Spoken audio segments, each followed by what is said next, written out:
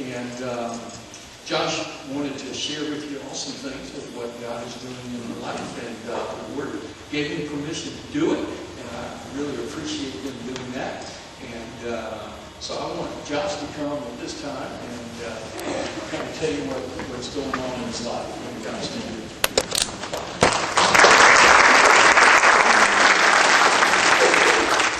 Well, I'll start out by just saying it, and then I'll backtrack and tell you guys some of what led up to this. God opened up a tremendous door. For those of you who don't know, God opened up a tremendous door for me to be able to go and stay with Joe and Rhonda Horning this summer in Olcin, Montenegro.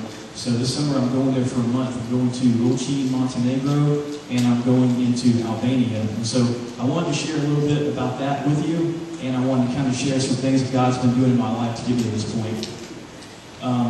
Really, a lot of it started in Peru.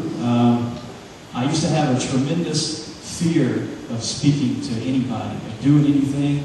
I mean, like, I can't even really explain, like a terror, like a horror. Like, even if I had to get up and give a report in class, I'd be rocking back and forth, like that, and my voice all shaking, and my whole body shaking and everything. And when I went to Peru, I had a feeling that I'd have to get up and speak in front of people. And so, I was really scared. And for those of you who have been to Peru before, you know that in the mornings we have quiet time to where we just, go and spend time with God and read the Bible and, just to kind of start out the day. Well, God told me to go up on the roof of the church, the main church, I think second 5, 3, I get the seconds confused. Anyway, now it's where we eat, breakfast and dinner and everything, but then it was the roof. And I went up there and I was sitting there and I was reading, and this is the psalm that God had me turn to. I was just reading, I didn't really know what it was. And it's from Psalm 125, verse 1 and 2. It said, "Those who trust in the Lord are as Mount Zion, which cannot be moved, but abides forever. As the mountains surround Jerusalem, so the Lord surrounds his people from this time forth and forever."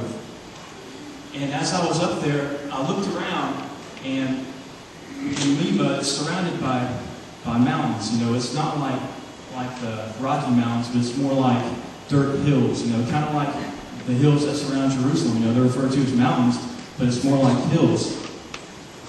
And at that moment, I can't really explain what happened, but something supernatural happened, and God just took away that fear of speaking. And He just made it clear to me that from this day forth, He'd always been with me, but He made it clear that He was going to be with me, and that no matter what He called me to do, that I could step out and do it because He was going to empower me to do it. And so, since then He's opened up different opportunities, but that's really the only reason that I'm even willing to take off and go halfway around the world, and minister in this particular part of the world.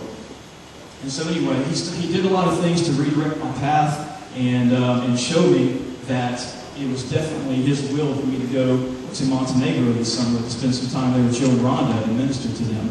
And so I wanted to go ahead now and start sharing a little bit about the trip and just some information that I feel like you would need to know.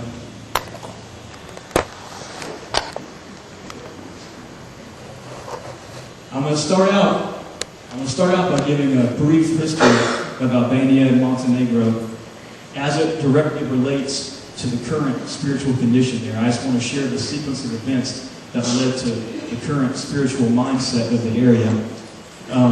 Even though I'm going to be primarily in Montenegro, the city is an Albanian city, so we minister primarily to Albanians.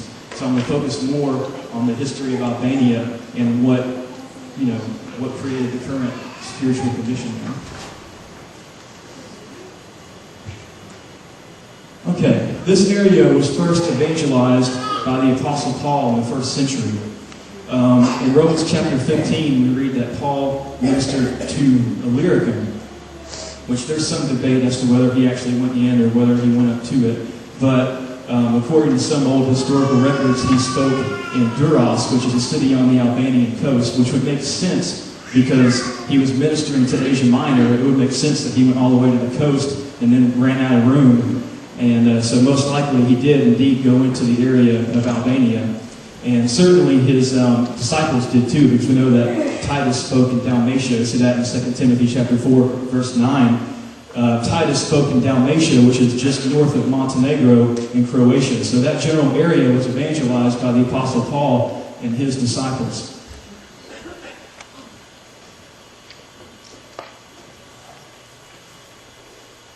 Okay, yeah, we already covered what's modern-day Albania, Macedonia, Croatia, and Bosnia. I believe a little bit into Serbia, too.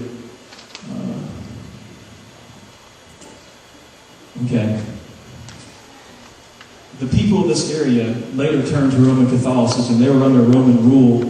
And in 395 AD, the Roman Empire split, and Albania was under the rule of the Eastern Empire. And they were primarily Catholic until about 732 AD. A Byzantine emperor by the name of Leo III subordinated the southern and central parts of Albania to the Patriarch of Constantinople. And that part of Albania began to align themselves with Greek-speaking people, and Greek Orthodoxy was introduced to the people there. And so many of them adopted Greek Orthodoxy, which is still prevalent in the area to this day.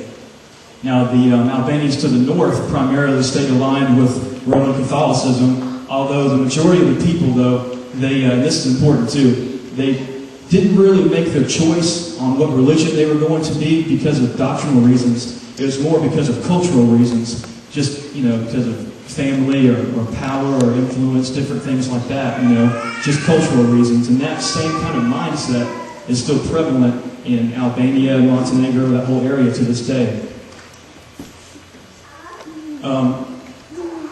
In 1385, the Ottoman Empire took over the area, and that's when Islam was introduced to the Albanians.